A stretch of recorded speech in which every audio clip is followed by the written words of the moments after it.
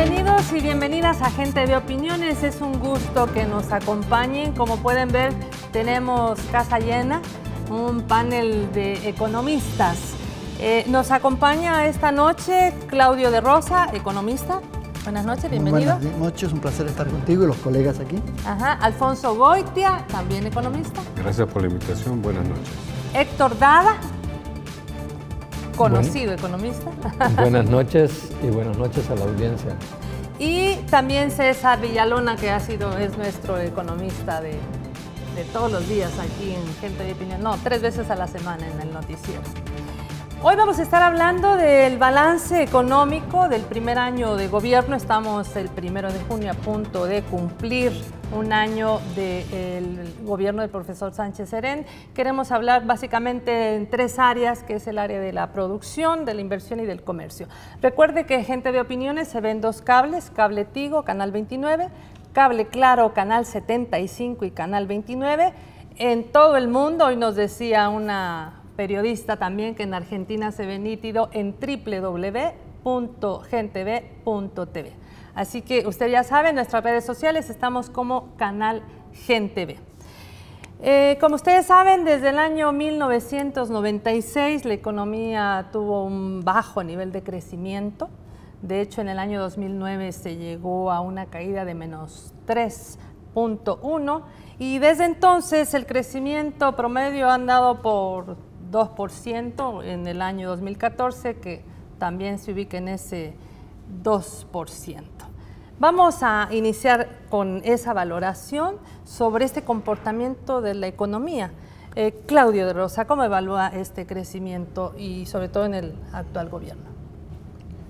Mira, en general la economía ha mantenido un crecimiento bastante débil por años, no solamente ni de este gobierno ni del anterior, sino de años antes lo estamos viendo y lamentablemente no hemos podido revertir esta tendencia ya de muy bajo crecimiento, con un agravante en este último año, que es que la canasta básica ha tenido un aumento bastante fuerte, sobre todo en los últimos meses ha repuntado muy fuertemente, y las exportaciones el año pasado mostraron una baja de 4%, el endeudamiento sigue aumentando y el déficit fiscal sí se ha logrado mantener los últimos 2 años más o menos en los mismos niveles que se tenía anteriormente.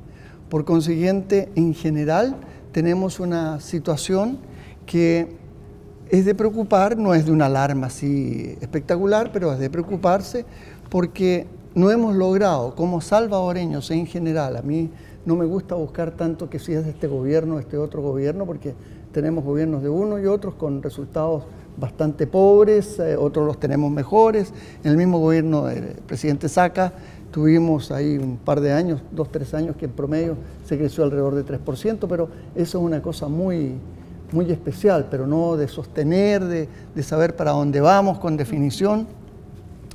Y no hemos logrado entusiasmar al sector privado, hemos perdido la inversión extranjera que venía antes. Entonces se empiezan a generar frenos a la economía y no hemos podido superar este débil comportamiento económico, incluyendo las exportaciones, que es uno de los factores que nos debe ayudar a crecer. Hasta ahí lo dejo para que tengan también la opinión. A ver, Alfonso, ¿cómo evalúa usted? Yo comparto la idea de que definitivamente a lo largo de los años 90 y estos años de este siglo, realmente la economía ha crecido débilmente. La herencia del primer gobierno del FMLN precisamente fue un crecimiento débil de la economía. O sea, era una economía cuyas políticas económicas aplicadas habían generado una condición de debilidad para el crecimiento.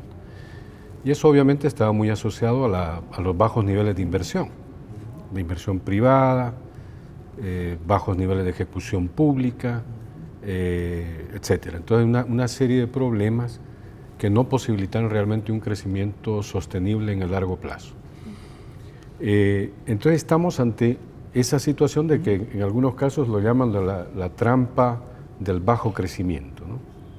Entonces, para ello, obviamente se requería una mayor inversión privada. Desgraciadamente, en los últimos años, la respuesta privada en el marco de inversión ha sido muy débil también. Yo creo que hay mucho de... Esta es una causa que incide en Sí, ese moderado o débil crecimiento, débil como ustedes crecimiento, dicen. exactamente. Ajá. Y yo creo que esa debilidad de la inversión privada está asociada todavía a una percepción equivocada del sector privado. El sector privado cree que hay que debilitar la capacidad de acción de un gobierno como este o como el anterior, ¿ya? O sea que no son los gobiernos más cercanos a ellos, no son los gobiernos que han, coinciden en sus visiones y concepciones, y que por lo tanto no hay por qué apoyarlos y ayudarlos. Y por otra razón creo que las mediciones y las estimaciones de inversión también hay que revisarlas, porque tenemos datos de sectores productivos del país que han invertido fuertemente en los últimos años, pero yo creo que no están contabilizados en las estimaciones estadísticas que tenemos. Va, hasta ahí lo dejamos. Don Héctor Dada, usted que tiene ya larga data también de conocer de cerca a los gobiernos, ¿será que son gobiernos cercanos y lejanos? ¿Alguna razón por la que se da este crecimiento? Yo discrepo de ese análisis porque durante los gobiernos de Arena, que era un gobierno de empresarios, para empresarios y por empresarios, la inversión privada era sumamente baja en este país. Quiere decir que la economía tiene problemas estructurales, que lejos de resolver los gobiernos de Arena, los agravaron, sobre todo por esa política de desmantelamiento del Estado, que ha dejado un Estado totalmente inerme, sin política monetaria, sin política comercial, con unas finanzas públicas que desde los años 90 dijo Fusades que tenían un problema estructural y que no hemos resuelto. Y sobre todo con una transformación de la élite económica del país hacia actividades preferentemente no transables o que no actúan en el mercado libre, ¿verdad? ¿Qué quiero decir con esto? Yo creo que es difícil pedir que generen una inversión que dinamice la economía si nuestra élite económica se dedica preferentemente a bienes raíces, a comercio, que son dos actividades que no dinamizan la economía, sino que son dinamizadas por el crecimiento económico, o a la maquila, que la maquila no está en el mercado de bienes, sino en el mercado de costos, ¿verdad? De servicios en todo caso también. Porque vende bajo contrato, ¿verdad? Y no puede decidir dónde compite. Y el otro sector de nuestra élite económica es el sector de la agroindustria azucarera, que es la industria más regulada que existe no solo a nivel nacional, sino a nivel internacional. Entonces, mi pregunta es si eso no es un deterrente a las posibilidades de crecimiento económico. Y por último, seguimos teniendo un modelo que fue creado para apuestas que fracasaron. Por ejemplo, se dijo que íbamos a hacer con abrir la economía, automáticamente íbamos a ser exportadores. Y hoy tenemos el doble de importaciones que de exportaciones. Después que íbamos a hacer una sola zona franca y que había que abandonar la agricultura porque los 600.000 campesinos, estoy repitiendo palabras textuales del asesor del presidente Cristiani en materia económica, Calderón Sol, perdón, se iban a convertir en 6 meses en pegadores de botones de la maquila. Tampoco pasó. La dolarización nos iba a convertir en un centro financiero internacional que iba a competir con Panamá y tampoco pasó. El TLC con Estados Unidos nos iba a producir 400.000 empleos en 2 años. Tampoco pasó. Pero seguimos teniendo los estímulos fiscales a la producción Y las leyes, el modelo económico en general, ¿verdad? Las instituciones, las leyes y las políticas que corresponden a esas apuestas que ya no las podemos tener.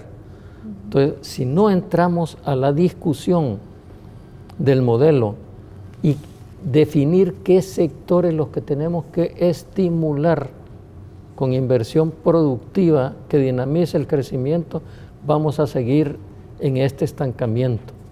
Y para eso se requiere un poder político que ni tuvo el gobierno de Funes, ni tiene el gobierno de Sánchez Serén. A ver, César, ¿cómo ves? ¿Por dónde vamos?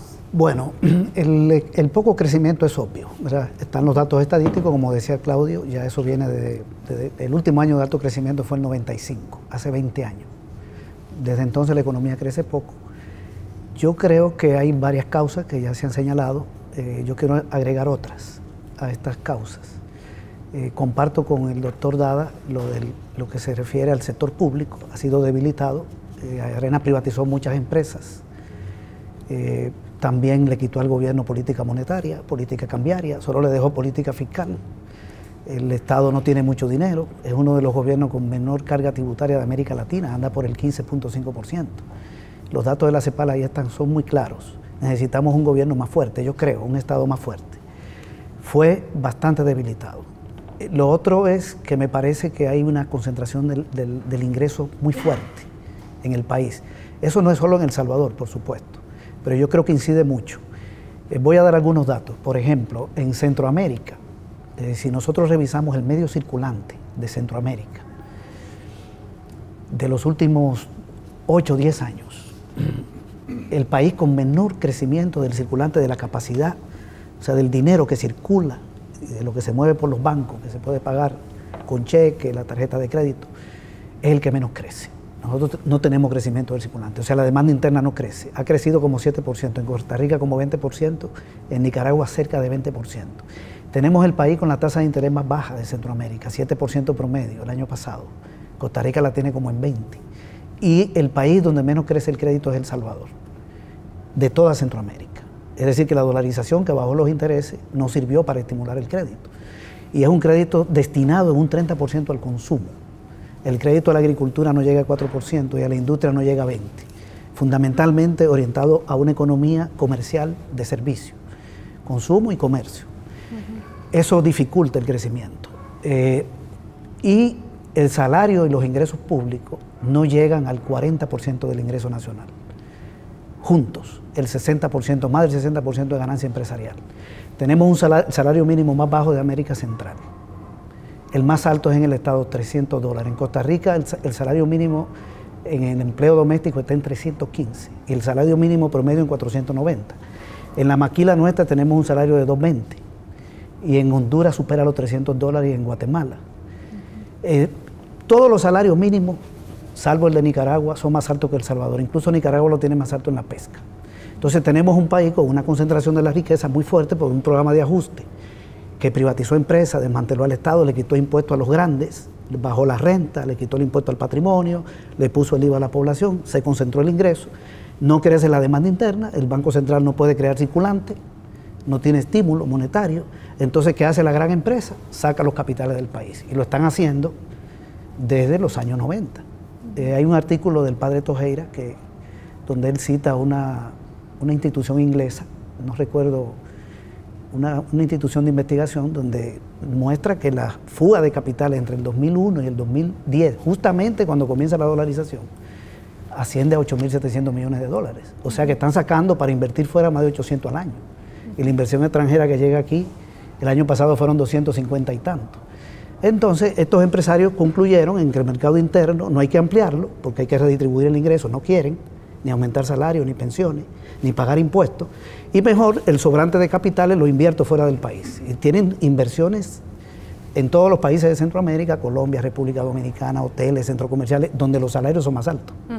A ver, si entonces estamos hablando que hay problemas estructurales, problemas de modelos que han fracasado, problemas de que esta baja inversión debe de darse vuelta, ¿por dónde verían que el gobierno debiera proyectar entonces la transformación productiva para no estar haciendo tanto tema de de servicios, de bienes raíces, de comercios, ¿por dónde podría ir? Mira, primero que nada es, sin entrar a discutir si estamos de acuerdo o no estamos de acuerdo, pero hay una cosa interesante, ya son 6 años de gobierno y la expectativa era que un gobierno de izquierda corrigiera esto, y llevamos 6 años y todavía estamos en la sala de los lamentos, pero no vemos nada concreto para rectificar estas cosas que, si ustedes tienen toda la razón, para no entrar a discutir, ya las hubieran arreglado. Esa es una de las cosas fundamentales. Ni siquiera entro a discutir si fue bueno, si tienen razón o no, pero sí, ese es el lamento, la crítica. Creo que ya se debiera haber, son 6 años, tiempo más que suficiente por lo menos, para haber establecido las piedras angulares sobre las cuales se quiere construir este cambio que se prometió y hasta ahora está quedando en el tintero.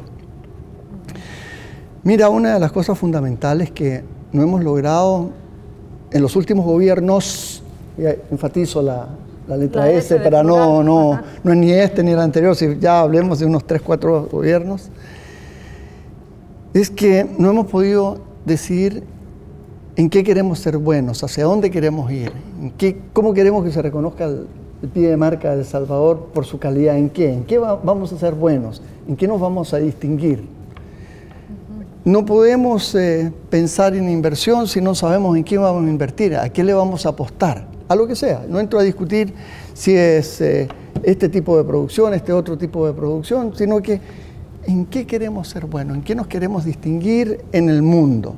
Y en este momento nosotros no tenemos esa visión, ni siquiera hemos tenido una sensación de cuál es la intención de la política económica en el país. No ha habido política económica prácticamente. Entonces, eso es lo que a uno le tiende a preocupar. Si nosotros no decidimos cómo queremos que nos vea el mundo aquí a 10, 15, 20 años, ¿a qué le vamos a apostar? Si vamos a ser un país en tecnología, entonces es un tipo de educación, es un tipo de esfuerzo. Si queremos ser, me voy a un ejemplo solamente, queremos ser grandes expertos en turismo, es otro tipo de preparación de los alumnos. Son idiomas, son conocer la historia, antropología, etc. Entonces cambian las cosas. Y ahí donde veo yo que como sociedad todavía no nos hemos encontrado nosotros mismos. Estamos todavía más en los señalamientos que buscar en qué nos podemos distinguir, dónde están las fortalezas que tenemos, y las tenemos muchas, y estamos todos en deuda, todos. A mí no me gusta caer si es uno, si en otro. Creo que en general, pasado ya 12, 15 años, 18 años, creo que deberíamos habernos encontrado y todavía estamos sin rumbo, y ese es el problema cuando un país no tiene rumbo. No se nos ha sabido dar esa dirección, ni las políticas lo han podido expresar claramente. ¿Cuál es el rumbo de El Salvador? ¿Quién quiere reaccionar a esta aseveración? Bueno, tal vez yo podría poner algunas ideas al respecto. Me alegra mucho que Claudio dé un enfoque diferente a los que tradicionalmente tienen la visión crítica de las políticas de gobierno. Ahora, me parece muy interesante tus enfoques. De hecho, desde el gobierno anterior y se ha hecho esfuerzos importantes, creo yo, para mover precisamente aquellos factores que limitaron el crecimiento. ¿Ya? O sea, de hecho, hay una visión de nuevo rumbo de la economía. Yo lo percibo, sí. De hecho, tú puedes ubicar que dentro del enfoque que hay en este momento es cómo transformamos productivamente la economía de este país. Un poco el planteamiento, ¿dónde están las apuestas?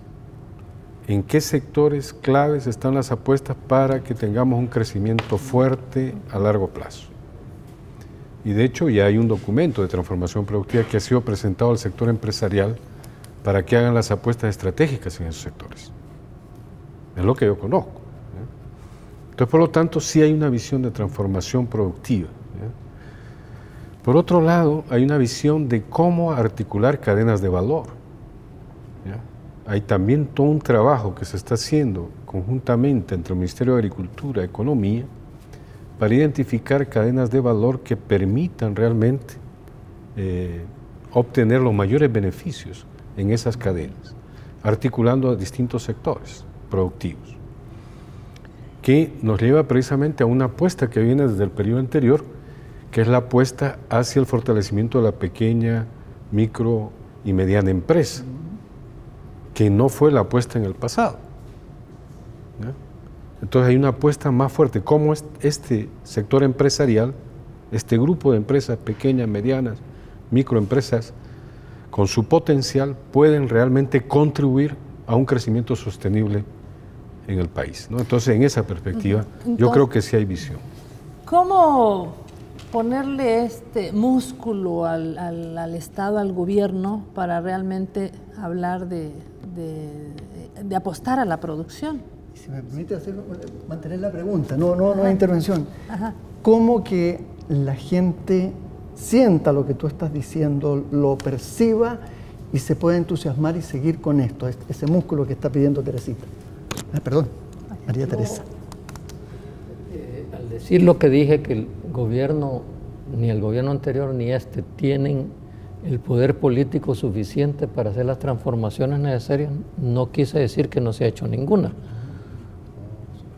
Solo convertir CONAMIPE en una institución que antes era concebida para hacer política social, y eso está en documentos, ¿verdad?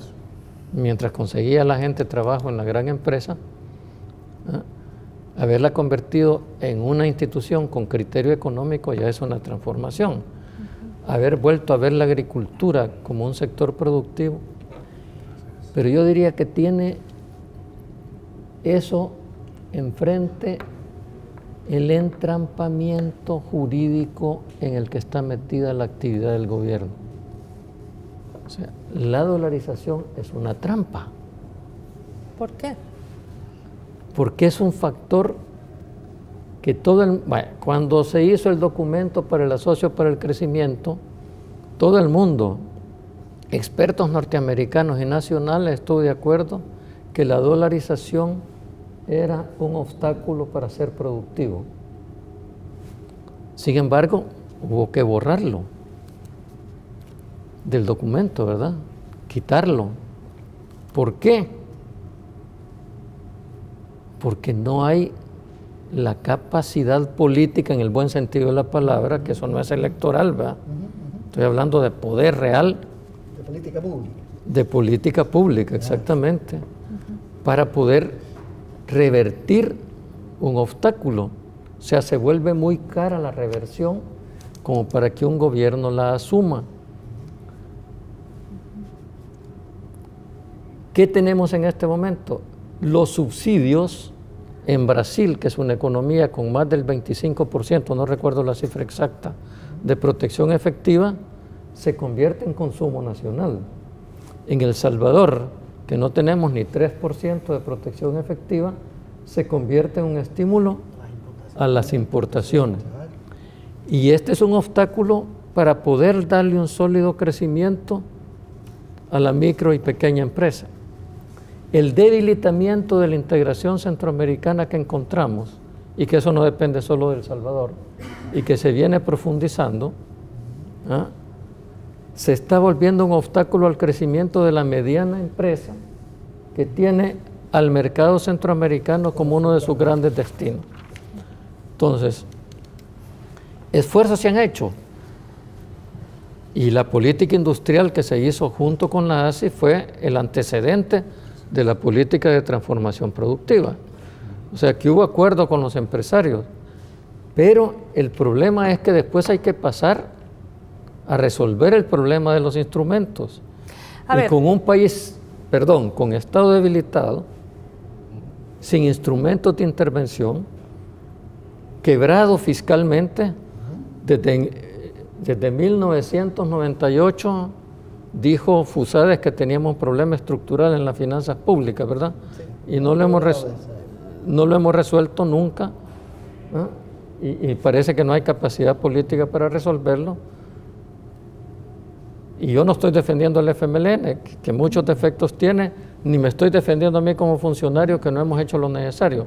Como país no estamos haciendo lo suficiente para entrar en los problemas. Y basta ver un documento de diagnóstico de FUSADES que está hablando de cifras, y las cifras indican, pero no explican, ¿verdad? La explicación profunda del estancamiento del país no está en estos informes. ¿Por qué? Porque no hay voluntad política del sector empresarial de entrarle a resolver esos problemas fundamentales de la economía, sin lo cual no hay crecimiento. Y perdón, ya me prolongué demasiado. Tenemos una élite económica que solo una fracción de sus intereses, bastante pequeña, tiene en El Salvador. Bueno, yo creo que los obstáculos políticos son claves, son fundamentales. Por ejemplo, ¿cómo aumentar los ingresos públicos? Yo señalo que esa es una de las causas, porque yo creo que se necesita más inversión pública. Tenemos un país con poca inversión pública. ¿Cómo aumentar los ingresos? Bueno, ahí hay una resistencia tremenda a cualquier tipo de impuesto. Ya vemos la mora que tiene un montón de empresas grandes. Hay una evasión de impuestos grandísima, entonces no es tan sencillo. Los impuestos se aprueban en la Asamblea Legislativa. A mí me hubiera gustado, por ejemplo, que se aprobara el impuesto a la propiedad, a las personas que tienen viviendas caras. No pasó, entonces no depende del Ejecutivo. ¿Cómo revertir la dolarización? Ese es un problema político de correlación de fuerza. La dolarización lo que implicó fue que el país es financiero, es importador. Esa fue la decisión. El Salvador se convierte, afianza su modelo importador financiero. Y lo que han crecido son las importaciones. El aumento salarial también tiene dificultades, porque pasa por una tripartita donde la ANED tiene una correlación favorable y se oponen a cualquier aumento. Estoy mencionando algunos de los elementos que señalaba Héctor Dada de dificultades políticas, pero eso no quiere decir que no se haya hecho nada. Yo creo que el gobierno sí tiene énfasis, me voy a referir a algunos puntos. Por ejemplo, hay una clara intención de modificar la matriz energética del país, que viene incluso del gobierno anterior, para reducir la dependencia de la energía térmica, que Arena la dejó en más de 40%. Hoy creo que anda por 27% porque está aumentando la de biomasa. Se va a aumentar la energía geotérmica. Hay proyectos para energía solar. Eso es importantísimo para reducir costos y para reducir importaciones, porque el búnker hay que pagarlo para las energías térmicas. Otro rumbo que yo veo es por el lado del agro, que inició con el gobierno anterior, incluso ya con el gobierno de Saca habían algunas acciones. Es muy limitado, pero hay una visión de diversificación agrícola por el lado del cacao. Creo que este gobierno va a ser centro de comercialización. Arena cerró el IRA, a lo mejor no sea un IRA, pero se va a meter en eso. También inversiones en infraestructura muy fuerte. Eso se está haciendo. Hay una gran inversión en proyectos de infraestructura. Ese es otro rumbo que yo veo. El otro es el que señalaba Alfonso, del apoyo a la micro y pequeña empresa. Bueno, este crédito de 100 millones que se aprobó, por cierto, con Arena no dio los votos, para Bandesal, la cartera de Bandesal anda en 450 millones, creo que menos. Es una cantidad de dinero que puede ser bien colocada para apoyar a un sector que está bastante fuera del crédito de la banca privada.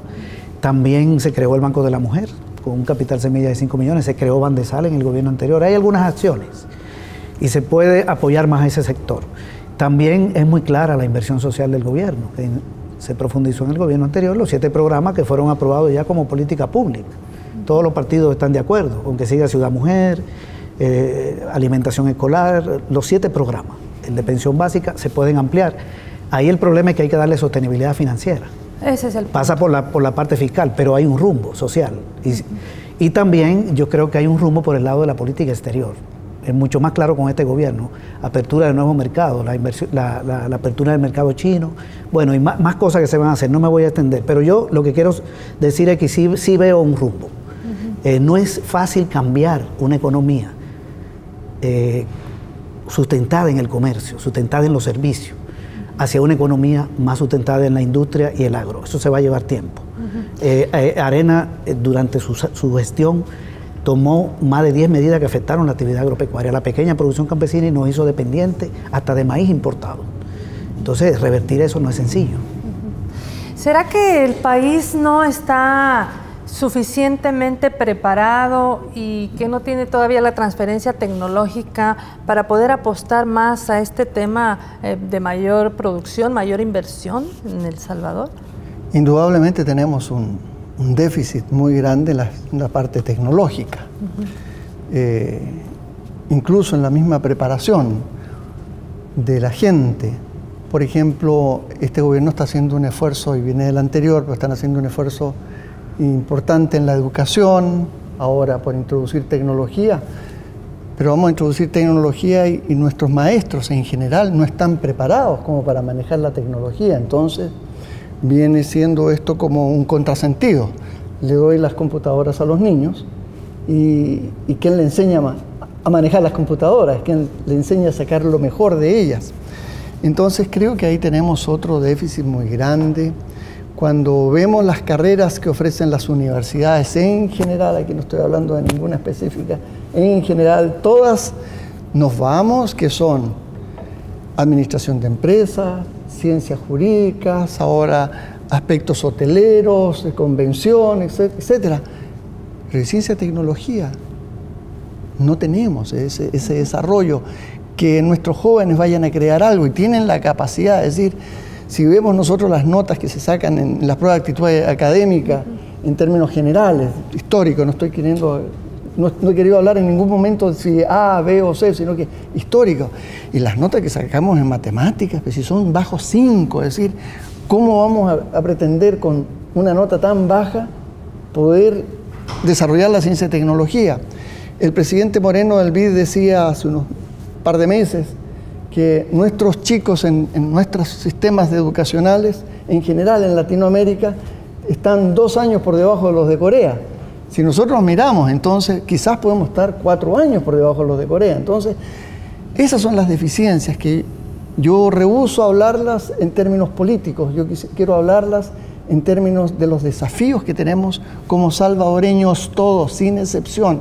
Porque si no rompemos estas barreras en general, en la educación, en el comercio, en la forma de hacer negocios, en la forma de analizar nuestras perspectivas y posibilidades, no vamos a salir nunca adelante, porque vamos a entrar en lo mismo que ustedes estaban diciendo, en que estos no quieren porque el gobierno es de aquí, o estos quieren mucho porque el gobierno es de allá, y al final no nos ponemos de acuerdo. Es decir, ¿cuál es la gran apuesta que queremos hacer como país, unos y otros sin excepción? Y que eso pasa no solamente por las personas preparadas en el tema, sino sobre todo también por la formación académica, las universidades, la transferencia tecnológica, etcétera. Quiero pasarme al tema de comercio, en donde se ha hablado mucho de cómo en los últimos 20 años se han desarrollado más las importaciones que las exportaciones, lo que amplía obviamente el déficit comercial. Si pudiéramos ahondar a qué se debe este déficit comercial, cómo se analiza el comportamiento durante este primer año de gobierno del presidente Sánchez Serén. Yo creo que al final, en el marco del comercio, el gobierno en estos meses tiene unos resultados bastante positivos. O sea, de hecho, a marzo de este año hay un crecimiento de las exportaciones de más del 10%. Y también tenemos productos tradicionales que aumentan más del 7%. Mucho se ha vendido a Centroamérica en una proporción mayor que el año anterior. O sea, la maquila también ha crecido, etc. Pero más allá de eso, yo creo que el esfuerzo que se ha hecho a lo largo de estos últimos años en torno a modificar precisamente esta lógica donde se construyó una economía altamente importadora, es lo que estamos evidenciando en este momento. O sea, de hecho, este crecimiento de las exportaciones es digamos, histórico, porque hemos superado los niveles de exportaciones de los periodos anteriores, en distintos campos. Y además, también en el marco importador se ha tratado de sustituir importaciones en forma importante. Como ya se señalaba, por ejemplo, ya el país está avanzando hacia tratar de construir un marco de seguridad alimentaria que signifique reducir la importación de granos básicos, especialmente de maíz, ¿no?, del cual éramos altamente o buena parte dependientes, ¿no? Entonces, hay un cambio importante en ese sentido. El gobierno está haciendo apuestas, también creo yo, en una visión de la búsqueda de nuevos mercados. De hecho, por ejemplo, la reciente exportación de El Salvador de azúcar al mercado chino, a China popular, es una demostración de eso. Más de 90.000 toneladas de azúcar se vendieron en ese mercado. Y hay otros mercados de azúcar que también son diversificados: Nueva Zelanda, Canadá, Taiwán, etcétera, que a lo largo de estos años se han diversificado y se han mejorado. Entonces se está haciendo apuestas. Obviamente hay que hacer mucho más. Estábamos hablando del tema de transformación productiva, donde se identificaron productos claves para mercados claves, ¿ya? Donde esos mercados son potenciales para que las industrias se ubiquen en la actividad exportadora de ese tipo y con innovaciones y apoyos gubernamentales puedan exportar con mayor facilidad al exterior. Entonces hay perspectivas, ¿ya? Hay un reto importante, obviamente se necesitan muchos recursos para ello. Por ello mismo, todo esto de los préstamos son importantes. O sea, no hay que ver esos préstamos como un problema que limita las posibilidades de crecimiento o desarrollo del país. Muchos de esos préstamos están orientados precisamente a construir las condiciones para producir, para innovar y para exportar. Es para generar un ambiente logístico, una estructura logística que favorezca la dinámica exportadora, ya sea mejorando carreteras, aeropuertos, puertos, etc.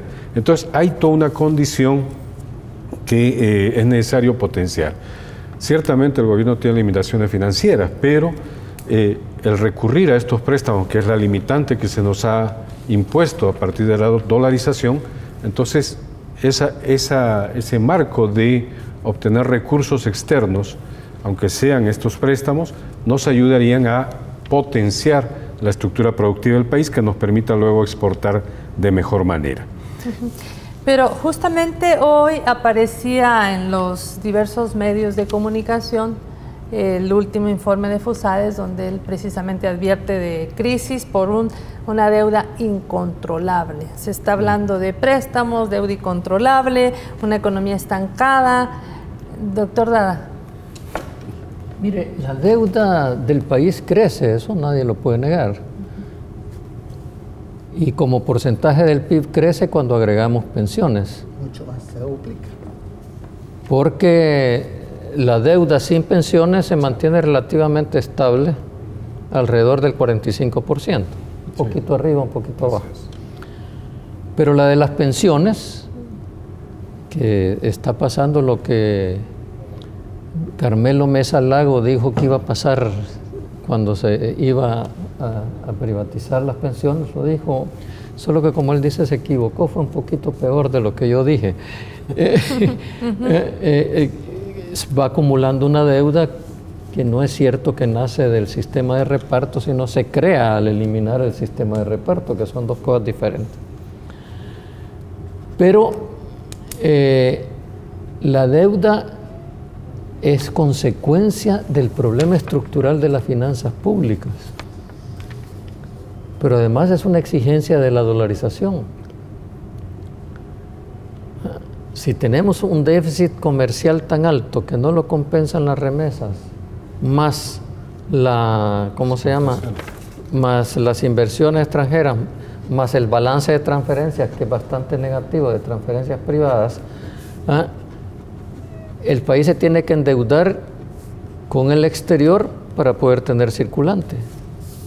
Entonces, por eso yo insisto que aquí estamos frente a problemas estructurales que no se resuelven simplemente con decir que el gobierno ya no se endeude.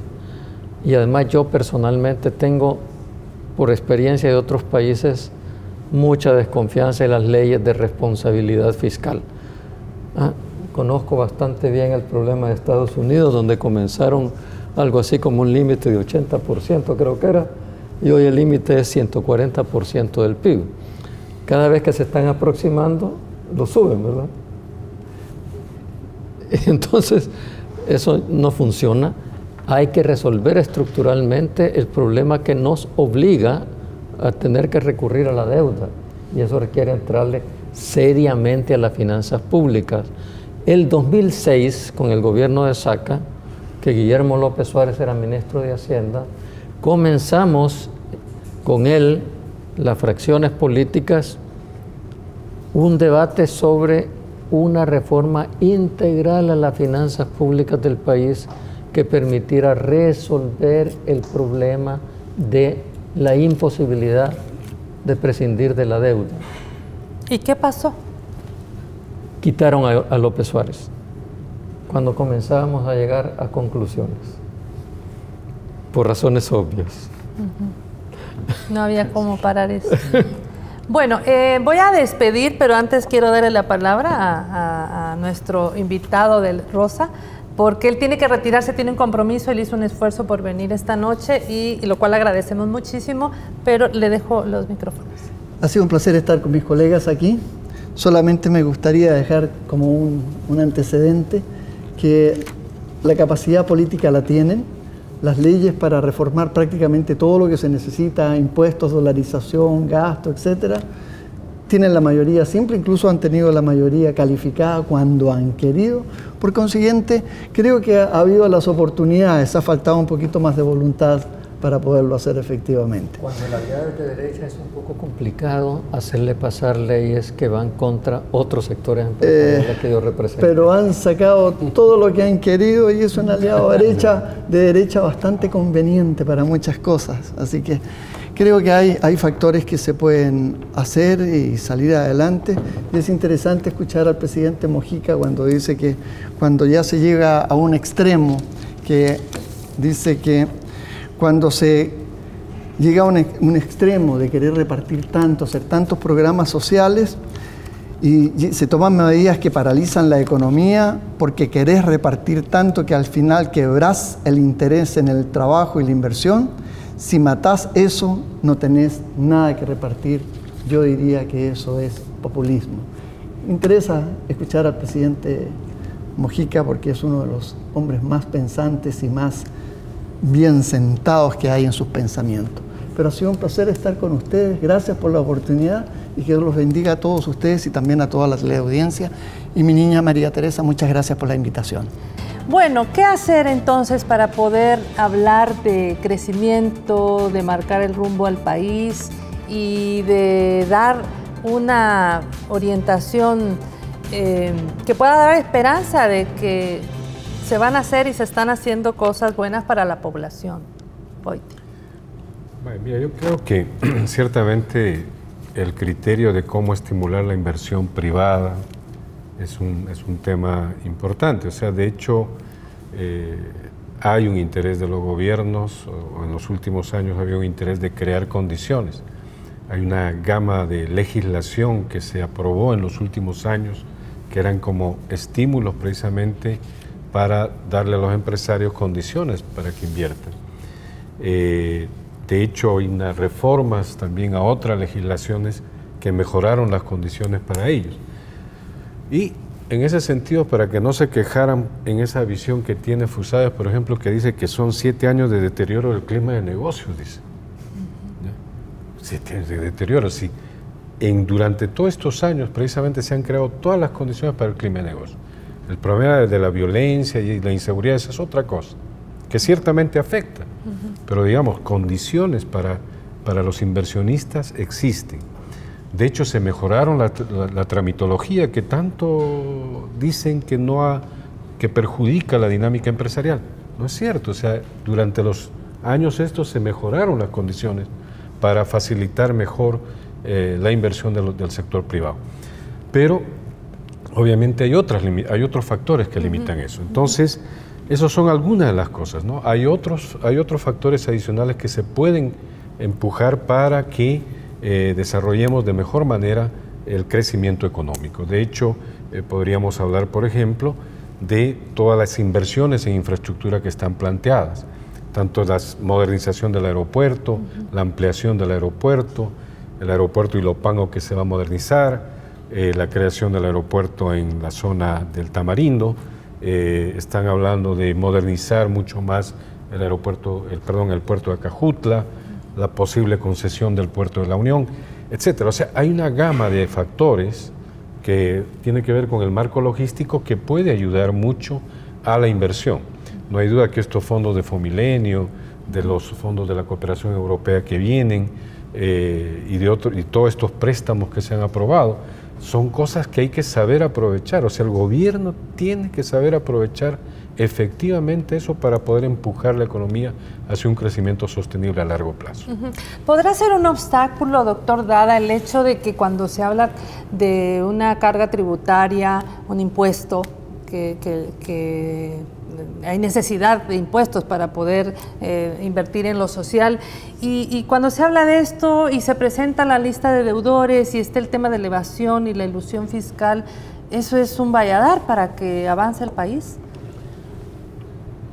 Yo creo que tener una carga impositiva tan baja es coherente con el pensamiento dogmático en materia económica que tuvieron los gobiernos de Arena, sobre todo al principio, que sostenían que todo debía privatizarse. O sea, que prácticamente el Estado se debería convertir en un simple árbitro entre intereses privados, que no existían verdaderos intereses públicos, ¿verdad? Entonces la intención era privatizar todo, la salud, la educación, todo. Una carga fiscal pequeña porque el Estado necesitaba ¿qué? Tener sus funciones de legislación, administración y seguridad pública, que nunca se pensó que iba a llegar a estos niveles. Aunque el mismo debilitamiento del Estado dio espacio para el crecimiento de la delincuencia. Pero ahora se nos convierte en una carga, ¿no? Yo leía hace como un año una declaración de la directora ejecutiva del Fondo Monetario Internacional que decía que los países que tenían una carga fiscal menor de 30% no eran viables. ¿Por qué? Porque ahora al Estado se le está viendo como un instrumento de ejecución de políticas de acuerdo a los intereses públicos.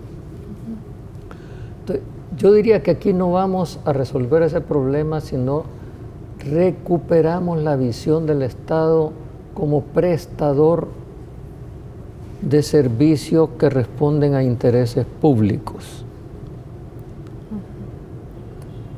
No para intereses privados. Es que los intereses privados deben jugar a partir de la visión del interés público. Claro. El interés público no es la suma de los intereses privados. Los intereses privados deben de estar enmarcados en el interés público, que es una cosa superior. El Estado es la sociedad jurídicamente organizada, pero si tenían la concepción de que el Estado era el problema y por lo tanto no podía ser parte de la solución,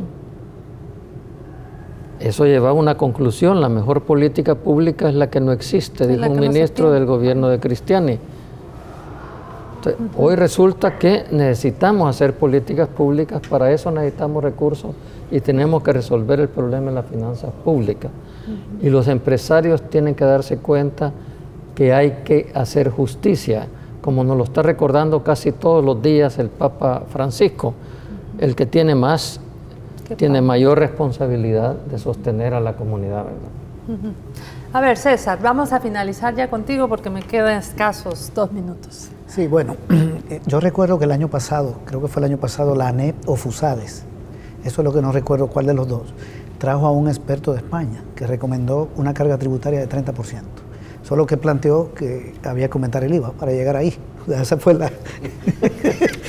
Pero hay un planteamiento de un Estado fuerte. En Europa los Estados tienen más de 40% de los recursos. En Suiza creo que llega a 50%, en Canadá casi 40%, en Brasil 38%, en Argentina 36%. La carga tributaria promedio de América Latina es de cerca de 25%, Costa Rica tiene 24%. Y eso que no ponen, por ejemplo, en el caso de Venezuela, los ingresos petroleros como parte de la carga tributaria, porque lo ponen como contribuciones. Pero es mucho más fuerte el Estado venezolano de lo que aparenta en esa información. Lo mismo Bolivia. Entonces, estoy de acuerdo, ese es un punto clave, un gobierno con más recursos. Insisto en la distribución, hay que reducir la pobreza y darle más capacidad de consumo a la población. El Producto Interno Bruto tiene 2 caminos, una parte va al mercado interno y otra se exporta. La del mercado interno necesita demanda y hay que reducir la pobreza, hay que mejorar los salarios, las pensiones, un Estado que invierta más en la gente. Y la que va para el exterior, yo creo que se va a desarrollar. Hay algún problema con la dolarización, eliminó la política cambiaria, no tiene estímulo cambiario quien exporta, pero hay algunas ventajas. Por ejemplo, la inflación nuestra es muy baja, no le sube los costos a los exportadores. El año pasado fue 0.5, el anterior 0.8, el anterior 0.8, este año va a -8. Es decir, que las empresas exportadoras no están sufriendo alza de costos. Eso es muy positivo. Y lo otro es la posibilidad de que se abren en la diversificación de los mercados con China, con Sudamérica. Yo espero que en eso se camine bien. Por ahí veo las cosas. Por ahí vemos las cosas. Muy bien. Doctor Dada, ¿está contento de la próxima beatificación de Monseñor Romero? Más que contento. Ajá. Va a estar ahí, por supuesto. Ilusionado. Muy bien. Bueno, amigos, amigas, muchísimas gracias por habernos acompañado esta noche. César Villalona, el doctor Héctor Dada y Alfonso Goitia, nuestro panel de economistas. Muchísimas gracias por su presencia. Gracias a ti, muy amable. Gracias por Gracias y gracias a la audiencia también por la paciencia. Muy bien. Bueno, recuerde que esta entrevista se transmite a las 7 de la mañana, el día de mañana, y en la noche a las 7 habrá una nueva entrevista. Esperamos su compañía aquí en Gente de Opiniones.